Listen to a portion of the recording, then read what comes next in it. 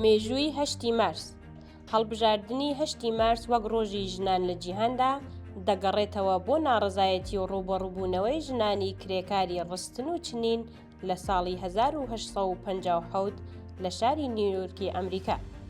کاری زۆر و سەخت لەگەڵ کرێکەم بۆ کرێکارانی ژن لە کۆتاییەکانی سەدەی 18ەم و سەرەتای سەدەی 20 وای لە ژنان کرد کە ناڕزایی دەرببڕن لە بەرامبەر بەدەستهێنانی مافەکانیان. لەم ڕۆژەدا کرێکارانی ڕستن و چنین لە کارگەیەکی گەورەی پوشاکدا بەرامبەر سەختی کارەکەیان و کەمی موچەکەیان و خراپی باری دارایی ناڕزاییان دەربڕی. ئەم ناڕزاییە بەشێکی زۆری ژنانی ئەم کارگەیە گرتەوە و بەردەوامی هەبوو. لە 8 مارسی 1970 دوای تێپەڕینی زیاتر لە 50 ساڵ ژنانی کرێکاری کارگەی ڕستن و چنینی کەتان لە شاری نیویۆرک لەگەڵ یادکردنەوەی ئەم ڕۆژە بەهۆی پەستانی زۆری کار لەسەریان و موچەیەکی کەم دەستیان بە دەربڕینی ناڕزایی کرد.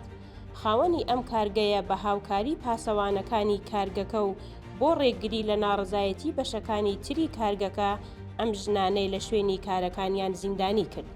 بە هۆکارێکی نادیار ئاگر لە کارگەکە کەوتەوە و تەنها هەندێک لە کرێکارانی ژنی دیرکرا و توانیان خۆیان ڕزگار بکەن. لەم کاتەدا 129 کرێکاری ژن لەم ئاگرەدا سووتان. ڕۆژی 8 مارس بەم شێوەیە وەک ڕۆژێک بۆ ناڕزایەتی ژنان بەرامبەر نادادیەکان لە یادەوەری خەڵکی دامایەوە. لە ساڵانی دواتر و لە وڵاتانی ئوروپا و ئامریکا ناڕزایەتی ژنان وەک خۆپیشاندان و دروستکردنی فشار لە بەرامبەر مافەکانی ژناندا بەردەوام بوو. یەکێک لە دیاریترین داکۆکیەکانی مافەکانی ژنان لە وڵاتانی ئاڵمانیا کلارا زێتکین ساڵی 1857 بۆ ساڵی 1933 بوو. خواستەکانی ناڕزایەتی ژنان لە ئەڵمانیادا لەسەر بنەمای 8 کاتژمێر کارکردن بۆ ژنان لە ڕۆژێکدا، مافی پشوو، مافی مۆڵەتی لەدایکبوونی منداڵ، یەکسانی مافی ژنان لەگەڵ پیاواندا لە یاسادا خستە ڕوو. لە ئەوروپا دووەمین کۆنفرانسی سۆسیالیستی نێودەوڵەتی ژنان کە 100 ژن بەشداریان تێدا کردبوو لە 7 وڵاتی جیهاندا بە پێشنیاری کلارا زیتکین لە 27 ئابی 1910 لە کۆپنگهاگ ڕۆژی 8 مانگی مارس وەک ڕۆژی ژنان دەستنیشان کرا. یەکەمین ڕۆژی جیهانی ژن لە مانگی مارسی 1911 لە دانیمارک، ئەڵمانیا، هۆڵەند، نەمسا، سویسرا و ئەمریکا بەڕێوەچوو. ملیۆنان ژن لەم ڕۆژەدا بەشداریان کرد. خواستە سەرەکیەکانی ژنان بریتی بوون لە یاسای پاراستنی کار بۆ ژنان، مافی دەنگدان و بەشداریکردن لە هەڵبژاردنەکاندا، یەکسانی موچە لەگەڵ پیاواندا، 8 کاتژمێر کارکردن لە ڕۆژێکدا، پاراستنی دایک و منداڵەکەی، زیادکردنی موچەی کەمەکان. لە دوای شەڕی جیهانی دووەم لە وڵاتانی ئەوروپای ڕۆژئاوا لە ساڵی 1946 بۆنەی 8 مارس بەڕێوەچوو. لەم وڵاتانە بەڕسمی لەلایەن دەوڵەتەوە شکۆدار بەڕێوەچوو وەک نیشاندانی خەمخۆری بۆ کێشەکانی ژنە. ئێستا 8 مارس لە زۆربەی زۆری وڵاتانی دنیا هەموو ساڵێک شکۆدار بەڕێوە دەچێت وەک ڕۆژی ناڕزایەتی گشتی بە بندەستی و توندوتیژی بەرامبەر بە ژنان و هەروەها ڕێزگرتن لەو کەسانەیە کە ئاگری ئەم خەباتەیان هەڵگیرسان بۆ باشترکردنی دۆخی ژنان.